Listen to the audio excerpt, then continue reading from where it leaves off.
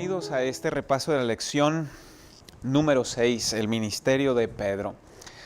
¿En alguna ocasión te ha sucedido que, producto de tus apreciaciones o prejuicios, tienes una interpretación de las cosas distintas a lo que podría ser? Cuando yo conocí a mi esposa, siempre la veía con dos muchachos, para arriba y para abajo, y pensaba que eran sus pretendientes, y decidí no acercarme porque no estaba bien para mí hacer fila detrás de otros dos pretendientes que ya tenía. Era mi apreciación, pero después de que Dios nos permitió conocernos, resultó que estos dos muchachos eran sus dos hermanos, que la cuidaban y la apoyaban a cada momento. En ocasiones, como cristianos, nos sucede que tenemos apreciaciones y prejuicios. Y en la lección de esta semana veremos que nuestras apreciaciones y nuestros prejuicios deben ser sometidos a la dirección del Espíritu Santo. Quédate con nosotros, por favor, y entonces repasemos juntos esta lección.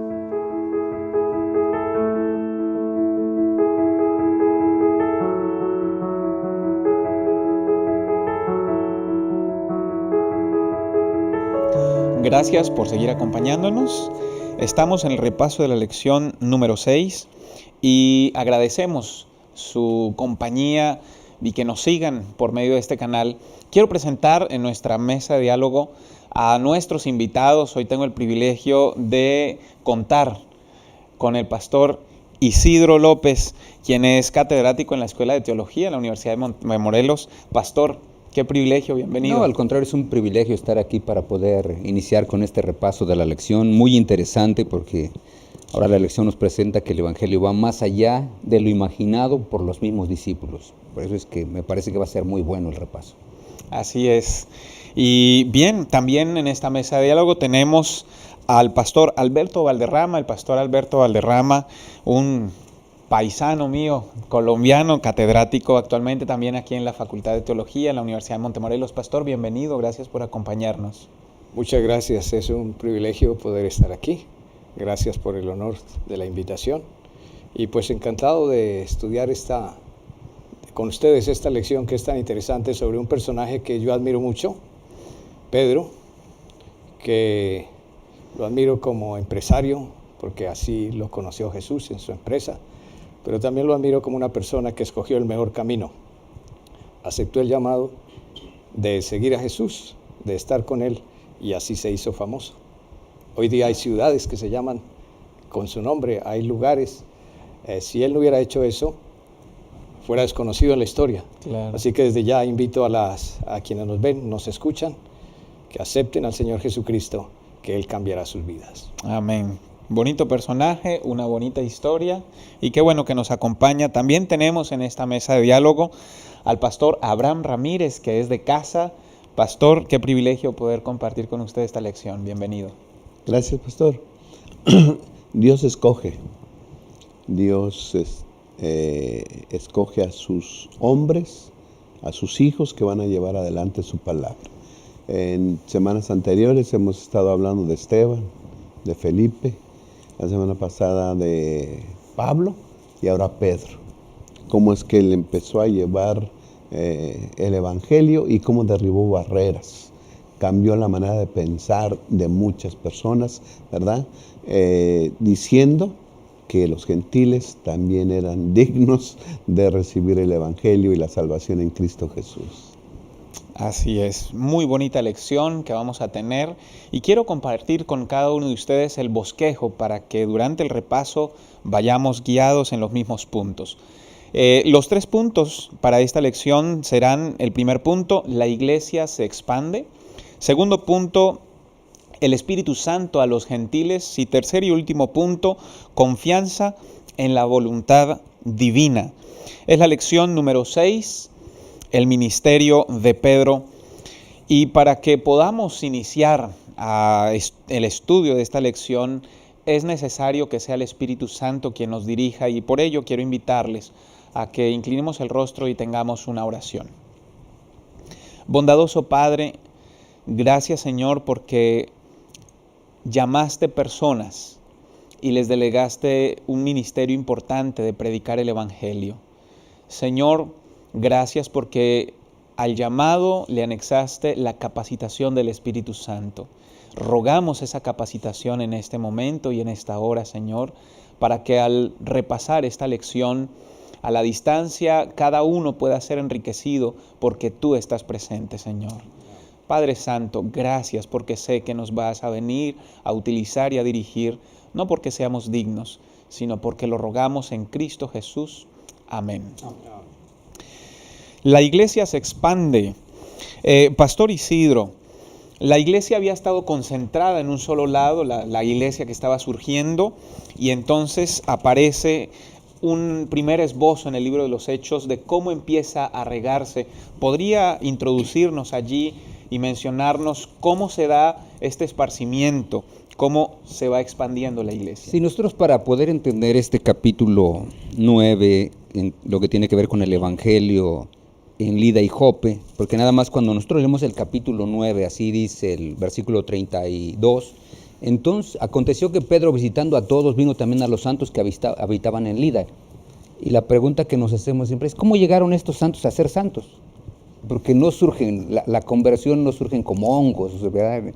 No es como llueve y salen los honguitos, no tiene que haber un proceso. Así que nosotros tenemos que recurrir al capítulo 8, donde en el versículo 4 dice, pero los que fueron esparcidos iban por todas partes anunciando el Evangelio. Una de las cosas negativas que nosotros podemos ver es la persecución. Porque cuando llega la persecución, ¿quién se va a sentir tranquilo? Yo creo que ninguna persona se sentiría tranquila siendo perseguida y que sepas que, por ejemplo, en el caso de Saulo, que llegaba, tocaba la puerta, ¿y quiénes están aquí? A ver, ¿son o no son? Nos dijeron que son cristianos y lo saca. Es algo negativo.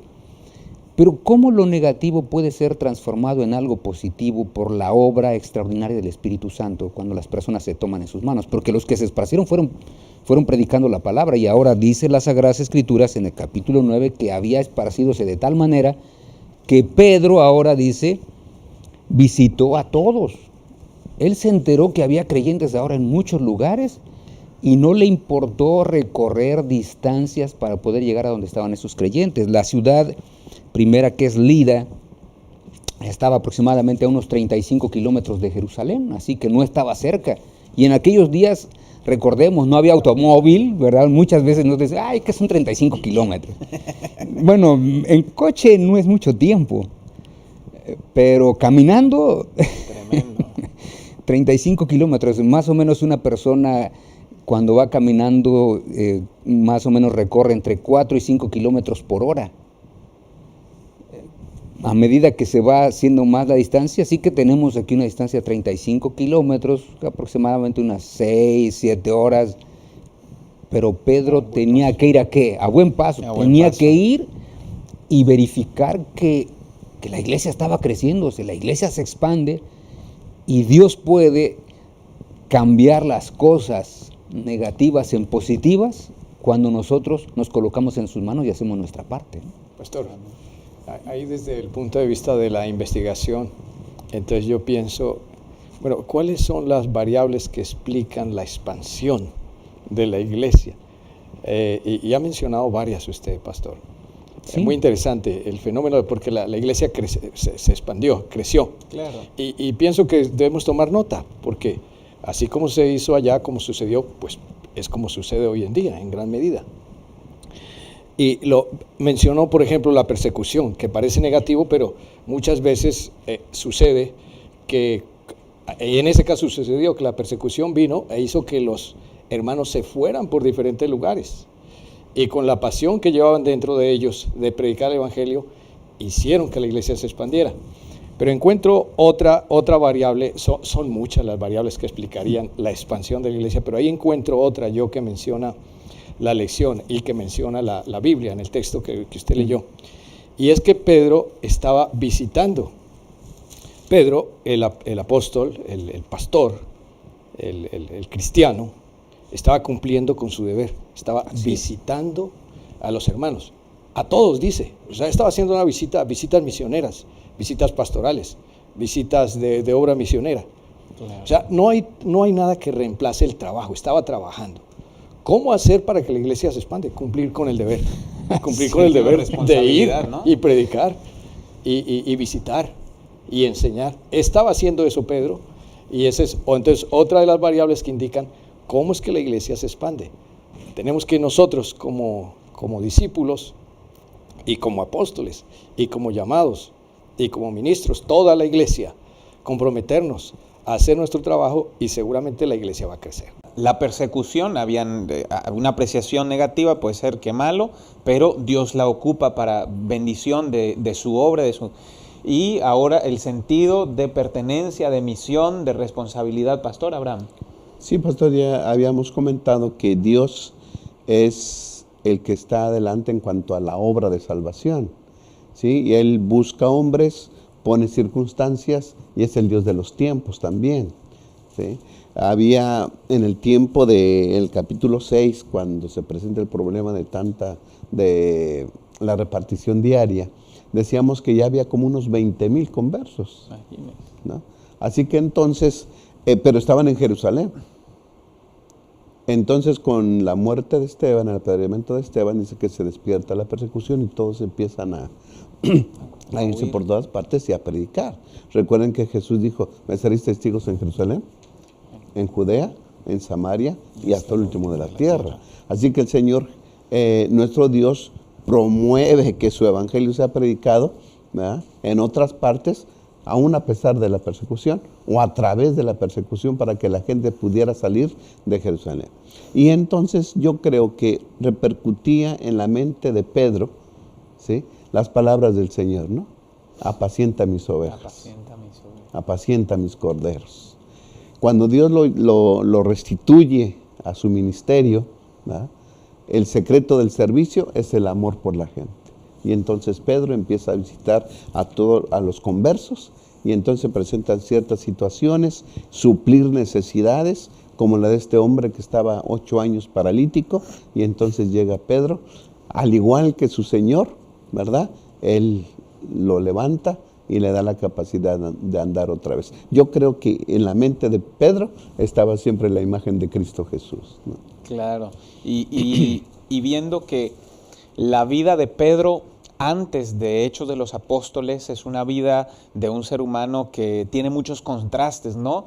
Y ahora se encuentra a Pedro con una serenidad, con una mesura, con un sentido de pertenencia de la misión y con un compromiso que rara vez se vio antes en los evangelios. Pero lo interesante de todo, que podríamos, siguiendo lo que dice el pastor Valderrama, las variables, lo interesante es que la iglesia se expande no por la dirigencia, se expande por los hermanos laicos, porque no son los apóstoles los que fueron a Lida. Ellos estaban ahí. Llegan a Jope. ¿Quién los llevó? Entonces hay un pasaje que es muy interesante, capítulo 11, versículo 19. Dice: ahora bien, los que habían sido esparcidos a causa de la persecución que hubo con motivo de Esteban pasaron hasta Fenicia, Chipre y Antioquía. ¿Quién de los apóstoles? Ninguno. Ninguno. Todos ellos estaban ahí en Jerusalén.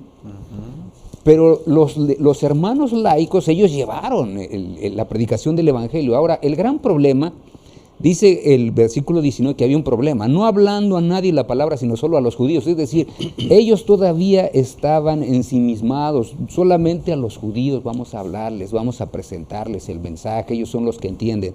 Sin embargo, dice el versículo 20, había entre ellos unos varones de Chipre y de Cirene, es decir, personas que no tenían no eran totalmente hebreas, parece que eran judíos helenizados. Dice, los cuales cuando entraron en Antioquía también hablaron a los griegos, anunciando el evangelio del Señor Jesús.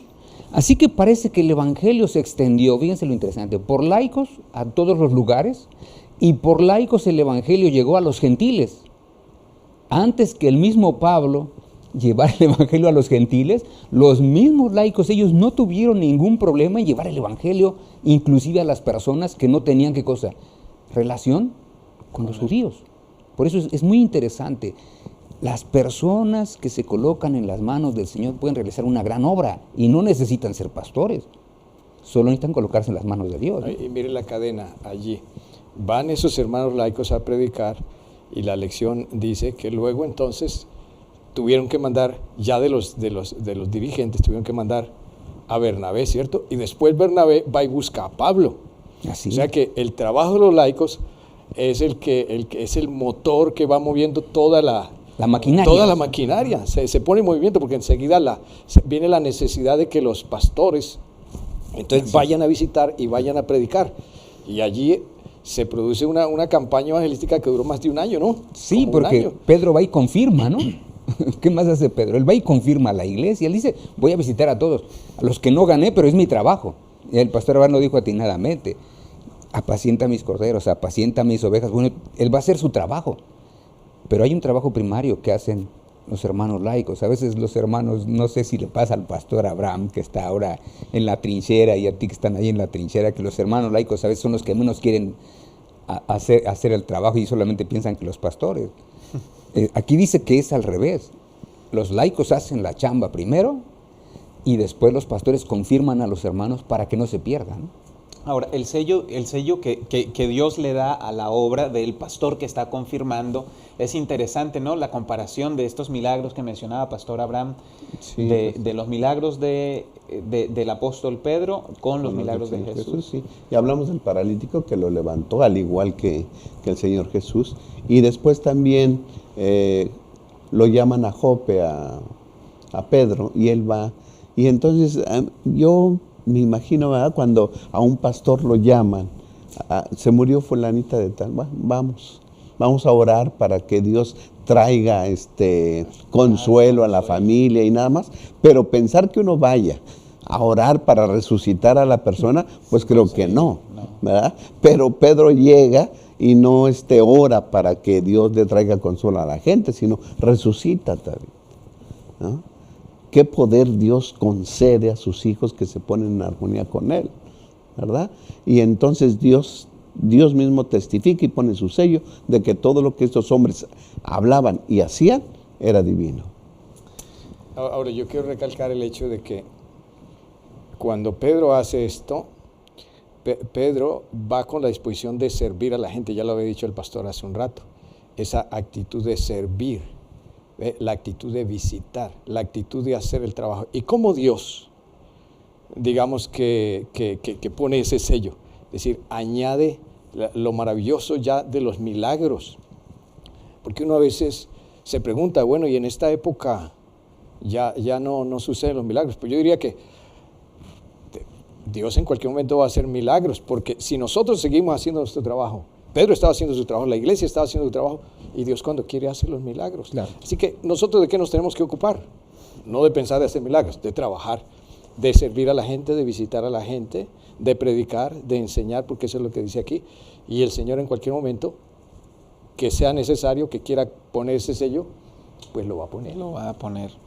Finalmente allí se estrena el término cristianos, por lo que la misma gente estaba haciendo, no solo los apóstoles, los miembros de iglesia, y así la iglesia se expande. Quédese con nosotros, volvemos en un momento más con el repaso de la lección número 6, el ministerio de Pedro.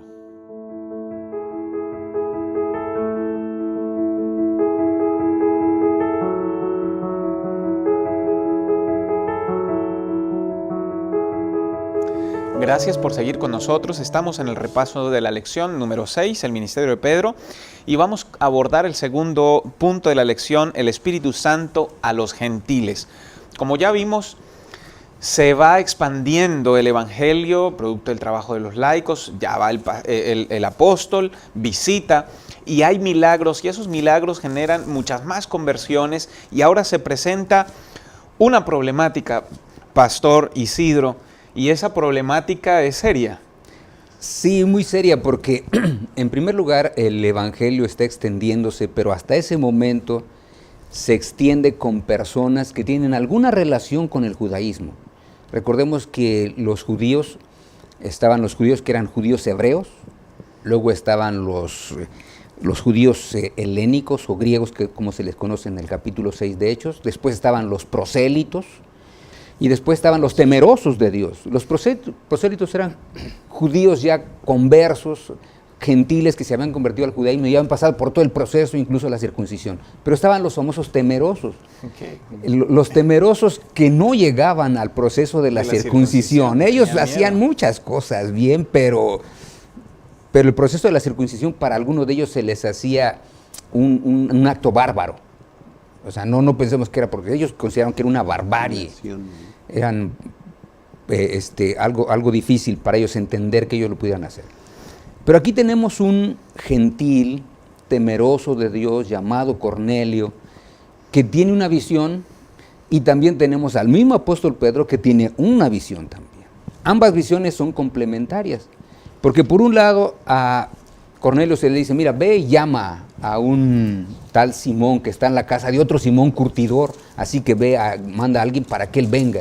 Y por el otro lado, Dios a través del Espíritu Santo también le da una visión a Pedro diciendo, sabes que van a venir por ti, así que no tengas temor, ve. Todo se complementa y Pedro cumple su trabajo. Ya en el segmento anterior el pastor Valderrama decía, es un pastor que va y cumple la función que debe cumplir. A él le dicen, sabes que tienes que ir a visitar este grupo, va y visita al grupo. ¿Cómo llegar ahora a un grupo que son temerosos de Dios? El dirigente, en este caso Cornelio, pero los demás, todos, de acuerdo a lo que dice el libro de Hechos, es la familia. Quizás nada más son los amigos que él invita, que no tenían mucha relación con el judaísmo, ni conocían tanto del judaísmo, los amigos, simplemente los invita. Ahora, ¿cómo una persona con prejuicios puede entrar a predicar el evangelio ahí? Es interesante, pero Pedro dice, bueno, a mí me envió Dios, así que yo lo hago. Y él lo realiza y tenemos ahora los primeros conversos gentiles que llegan a ser parte del pueblo. Ahora, ¿cómo se confirma esto? De la misma manera como se confirmó en el capítulo número 2 a través del descenso del Espíritu Santo. El descenso del Espíritu Santo con los discípulos confirmó que eran discípulos. ¿Y qué pasa con estos hombres? Exactamente igual, también desciende el Espíritu Santo de la misma manera y también hablan en lenguas, diciendo o enseñándonos que estaba confirmado que estos gentiles ahora eran parte también del, vamos a usar una expresión que esperemos que no se entienda mal, del nuevo pueblo, porque mencionamos en el segmento anterior que ya se les llamó cristianos en el capítulo 13, donde se habla más de la iglesia de Antioquía, y en el capítulo 11 se les conoce ya como cristianos, así que es un nuevo grupo, un nuevo movimiento, y estos gentiles ahora pertenecen también a ese nuevo movimiento, ¿no? Dos visiones conjuntadas, un obediente que va y realiza su trabajo, y Dios a través del censo del Espíritu Santo que confirma que todo está bien. Claro, ahora, ¿qué tan difícil para Pedro ceder a sus prejuicios, ¿no, Pastor Valderrama? Porque la formación de Pedro es una y lo que va a pasar es complicado. Sí, a mí me parece extraordinaria la manera de actuar de Dios. Cómo Dios soluciona un problema que era un problema complicado, porque los judíos, y Pedro lo era, y de los buenos, pues creían que ellos eran el pueblo elegido, y que la manera de entrar al pueblo de Dios y al reino de Dios era convirtiéndose, el proceso que el pastor dijo.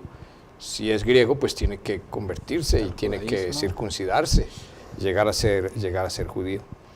Y ellos creían eso así. Y hubieran podido reunir a todos los teólogos y ponerse a discutir el asunto. Pero Dios obra de manera sencilla y extraordinaria a través de este, digamos así, incidente, llevándolo a una persona, con un caso, con una familia, para romper ese prejuicio, para romper esa barrera. Claro, suceden también cosas extraordinarias como la visión de Pedro, como la visión del mismo Cornelio, los sueños que ellos tuvieron. Pero ese proceso, esa visión tan sencilla, esa manera tan ilustrativa, ¿ve? Lo ilustrativo. Sí, lo ilustrativo del asunto, luego cómo se desarrollan los eventos y después cómo se siguen desarrollando hasta llegar luego a Jerusalén y llevarlo a la iglesia. Lo que quiero resaltar en este momento es como el acto mismo, como el proceso mismo para llegar a un punto clave para resolver ese problema. No se resolvió del todo porque siguió todavía ese prejuicio y todavía los prejuicios raciales siempre siguen. Pero es un punto supremamente poderoso este incidente de Cornelio para romper, para tumbar ese muro, esa barrera.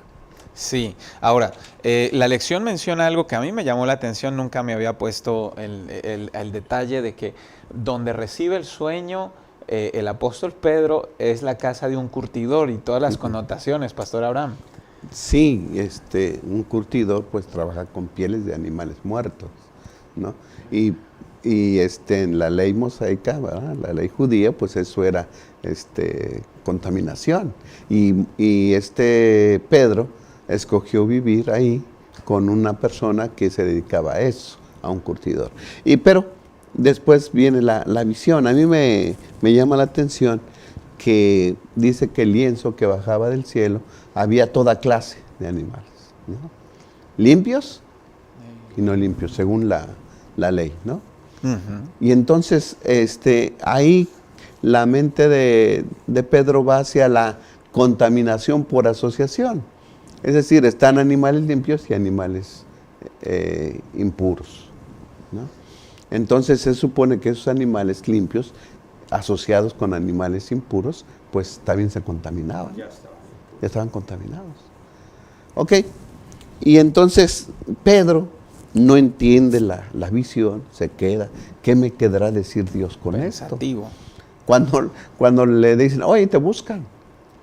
Okay, y Dios ya le había dicho, te van a venir a buscar y ve con ellos.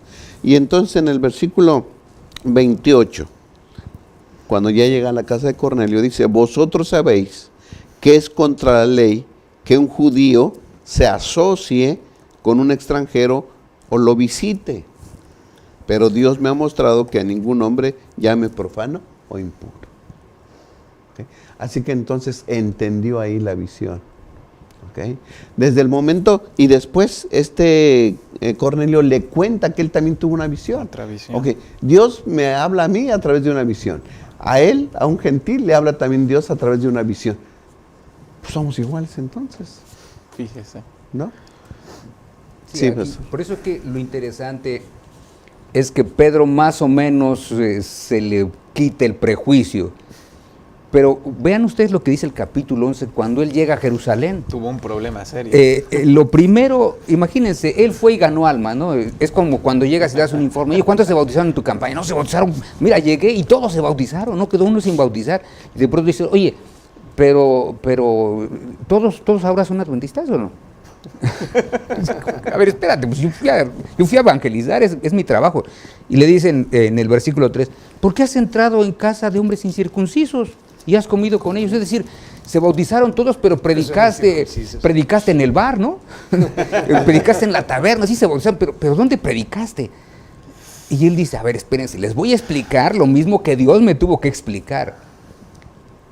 Es decir, a nosotros se nos puede quitar el prejuicio, pero el prejuicio puede ser tan grande que quede ahora en otras personas y que al final lo que ha sido un gran triunfo casi lo pueden convertir en derrota con la crítica que se le hace a aquel que está participando de la actividad evangelística. Esto no sé si a ustedes les ha pasado, pero yo he escuchado a veces, lamentablemente, en campañas evangelísticas donde se bautizan 1000 o 2000, y dicen, no, sí, se bautizaron 1000 o 2000, pero es que el evangelista nada más llegó y las bañó. A ver, espérate, 2000 personas que deseamos, eso es un milagro. Y nosotros no alcanzamos a ver 2000 milagros porque cada conversión es un milagro. Porque para que una persona decida bautizarse, bueno, los que hemos estado en la trinchera, es oración de rodillas. Y mucho trabajo. Y mucho trabajo. Y que se bauticen tantos y de pronto llegues y te digan, no, hombre, pero pues puro charalitos, ¿no? Dicen algunas veces, puro niño, puro jovencito. No, espérate, los milagros no los podemos minimizar así. Y a Pedro eso le dice la iglesia. ¿Cómo que fuiste? ¿Ya los bautizaste? Es más, ya son parte de nosotros. ¿Por qué? Son incircuncisos. Sí. Son incircuncisos. ¿Cómo que no primero los circuncidaste? Y ahora Pedro tiene que explicar todo el asunto. Y me gusta mucho cómo al final la iglesia parece que entiende el asunto. Porque, sí, el versículo 18. Porque el versículo 17 dice Pedro, a ver, espérense. Si Dios pues les concedió también el mismo don que a nosotros, ¿y cuál es ese don? El don del Espíritu Santo. Es decir, nosotros recibimos el Espíritu Santo. Los demás dicen, sí, bueno, Dios les concedió a ellos el mismo don que a nosotros. ¿quién era yo para estorbar la obra de Dios? Y ahora dicen los demás, ahora todo el mundo se cayó y empezó a glorificar a Dios diciendo, y esta es, me parece que la parte medular de esta sección, de manera que también a los gentiles ha dado Dios arrepentimiento para vida. No estaban incluidos, ahora ya están. Ahora ya están. Sí. Ahora, ¿cómo cambia, no? Ese es un cambio de la historia total, Sí. es un paso gigantesco de la iglesia en su expansión precisamente. Sí, sí. Y a mí me gusta mucho cómo la iglesia, pues empezaron, digamos, los que recibieron la noticia empezaron así mal a criticar, pero ¿cómo? Si es que son circuncisos, entraste, comiste con ellos. No solamente como que no creemos, sino que hasta tú estás mal, pues. Pero después vieron lo siguiente y dice que se asombraron. Y después entonces aceptaron y se alegraron. Es bonito pensar que hay gente con tanto prejuicio, con tantas ideas preconcebidas, con tanto orgullo nacional, pues cedieron. Pedro cedió, y estos hermanos cedieron.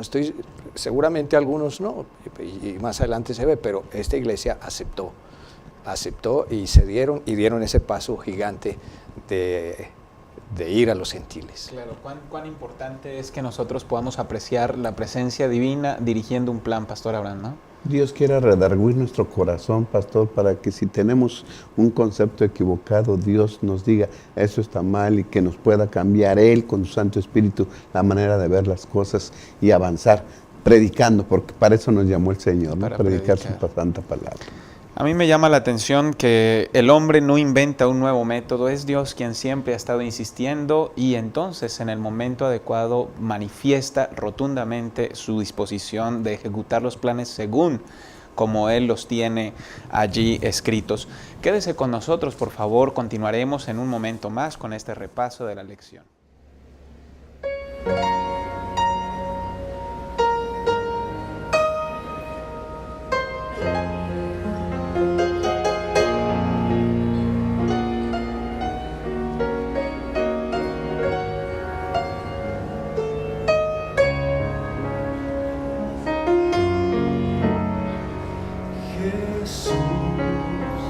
Quiere entrar en tu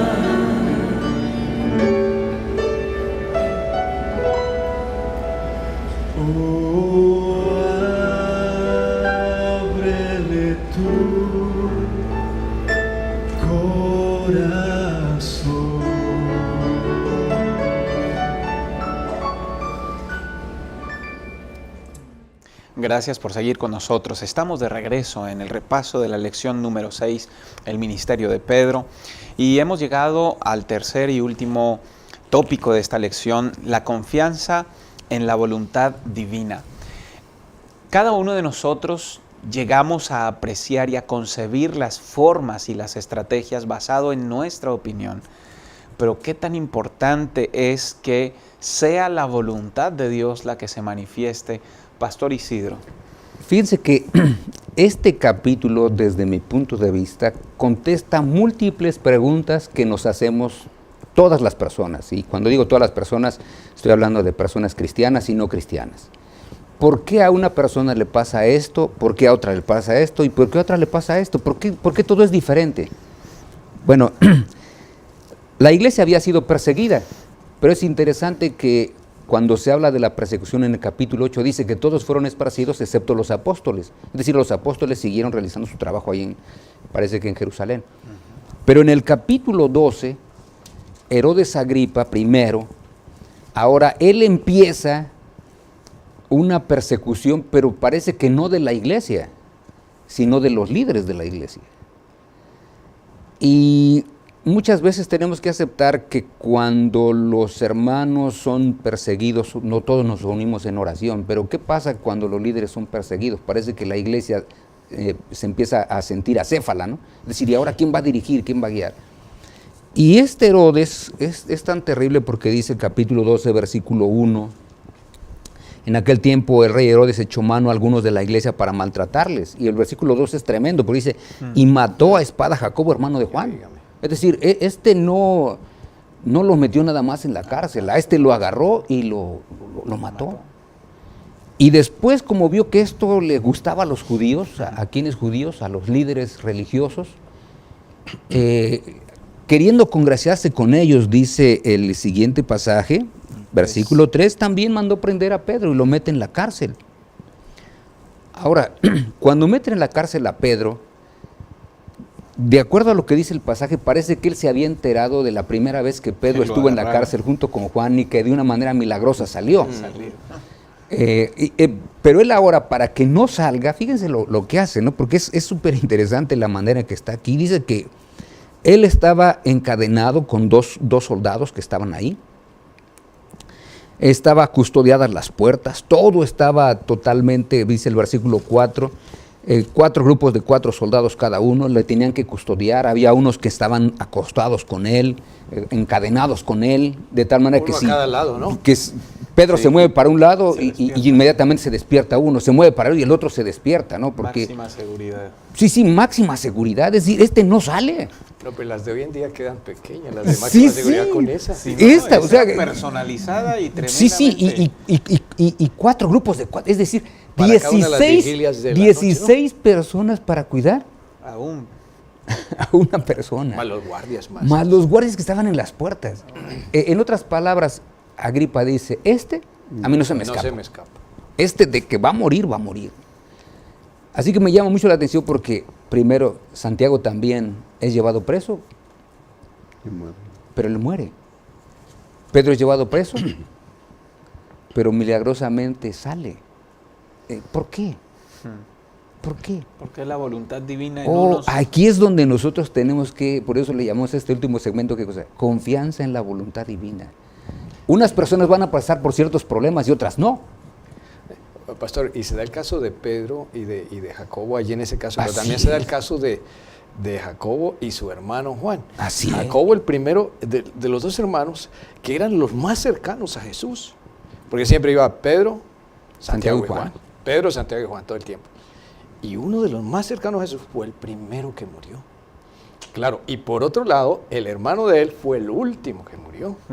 Entonces, ¿cómo suceden las cosas, no? Y cómo a pesar de eso, la iglesia mantiene su confianza. No hay una sistemática en la voluntad de Dios, es decir, no porque estuvo cerca de Jesús, le preservó la vida hasta lo último, fue el primero que murió Jacobo, y finalmente está la disposición a aceptar esa voluntad divina, porque Dios justamente es quien nos guía. Pastor Abraham. Sí, pastor. Pedro es miembro de una comunidad cristiana. que se preocupan los unos por los otros. Está Pedro encerrado y dice el versículo 5, dice así: Pedro fue guardado en la cárcel, pero la iglesia oraba sin cesar a Dios por él.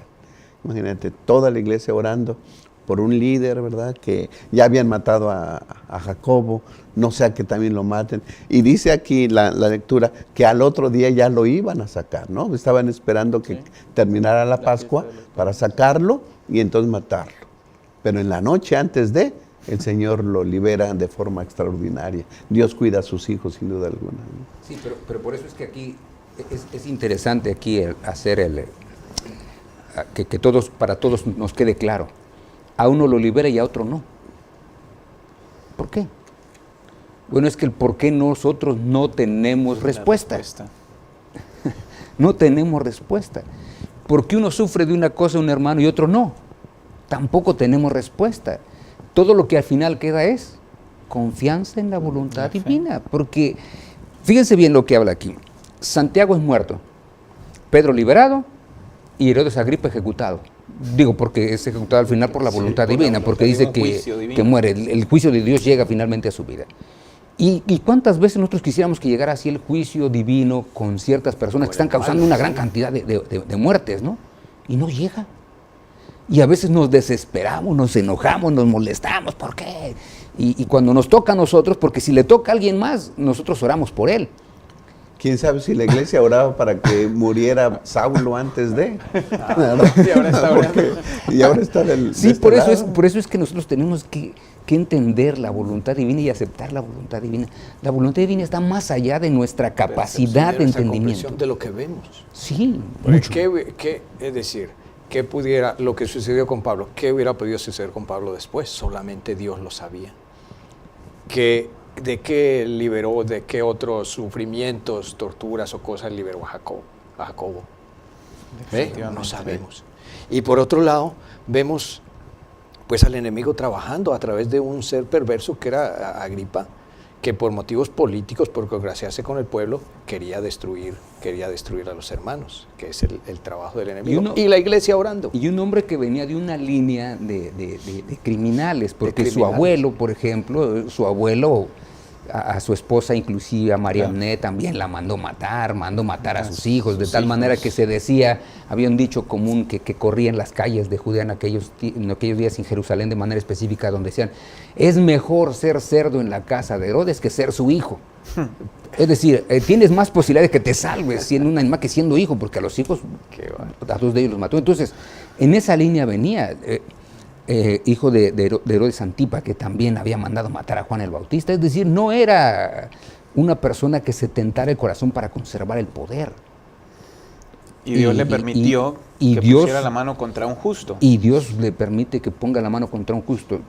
A mí me parece que fue también la última llamada que Dios le hace a un hombre como Herodes, diciendo, mira, por más que encarcelaste a mi hijo, yo lo saqué. Por más que le pusiste todos los cuidados, yo lo saqué. Hombre, por lo menos... Una demostración extraordinaria. ¿Qué más quieres? Clara. Si después de todo eso ya no entendiste, ¿cómo más puedes entender? Y también el mensaje de Dios, ¿no? Ok, murió Jacobo, pero que estoy con ustedes. Claro. Y es la demostración. Claro. Estaba custodiado de tal manera que no podía salir. Sin embargo, salió. Y la forma en cómo sale, ¿no, Pastor Abraham? Porque dice que es como la respuesta a las oraciones que la iglesia está realizando, ¿no? Siempre la imagen de Herodes sorprendida cuando ve a Pedro, ¿no? Y van y no lo cree. La iglesia ni lo cree. No es su ángel, no es él. Pero entonces él sigue tocando. Y la emoción y no le abre. La emoción. Es emocionante leer los hechos de los apóstoles, y creo que una vida cristiana bien vivida, de acuerdo a la voluntad de Dios, es siempre emocionante. Y predicar la palabra de Dios es emocionante. Amén. Sí, amén. Ahora, si queremos ver cómo era Herodes, solamente Herodes Agripa, veamos el capítulo 12, versículo 18 y 19, porque son dos versículos que son tremendos, porque dice el 18, luego que fue de día, hubo no poco alboroto entre los soldados sobre qué había sido de Pedro. Es decir, los soldados mismos, oye, oye, ¿no sentiste que se movió? No, yo no sentí nada, yo tampoco. Y los de afuera tampoco. Tampoco, y Oye, ¿quién le abrió la puerta? ¿Quién le abrió la puerta? ¿Quién es aquí Me imagino cuando los el traidor, Ah, el ¿no? traidor. ¿Quién es el traidor aquí? Porque La siempre se- investigación profunda. Y ahora Herodes, en lugar de ver eso como un milagro divino, Sí. dice, habiéndole En vez buscado de dar sin gloria a hallarle, Dios. él debió haberle dado gloria. Es decir, me porque equivoqué. porque ya presentía que eso Sí, podía pasar. Sí, es decir, me equivoqué, maté a un justo, como fue Exacto, Santiago. Ya sabía. Sabía que Dios podía hacer, ya lo hizo. ¿Qué más necesito para creer? Pero cuando una persona está cauterizada, hace lo que él hizo. Dice, después de interrogar a los guardias, ordenó llevarlos a la muerte. Pastor, ahí vemos la misericordia de Dios enviándole mensajes a Herodes. Sí. Porque a veces pensamos, no, pero que Dios lo hizo comer de Lo gusanos, juzgó sin- lo sin- juzgó, lo mató con gusanos, qué feo, qué terrible Dios. Mire, Dios enviándole mensajes tan claros, tan contundentes. Milagros, pues. O sea, Milagros. y no mensajes más o menos. Innegables, ¿no? Un Claros, milagro como para que no evidentes. se... Bueno, La iglesia, al final de cuentas, tiene muchos argumentos. La lección presenta en esta ocasión uno de tantos en donde debemos confiar en la voluntad Sí. divina, porque Dios sabe lo que es mejor. Hemos llegado al final de nuestra lección y ha sido muy bonito dialogar acerca de ella. Esperamos que también ustedes hayan podido disfrutarla.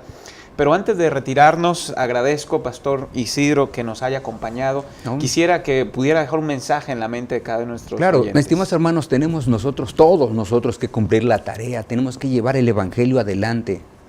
Y si por llevar el Evangelio un día te toca sufrir, confía en Dios, Él tiene un motivo para tu vida y por el cual debes pasar por ese proceso.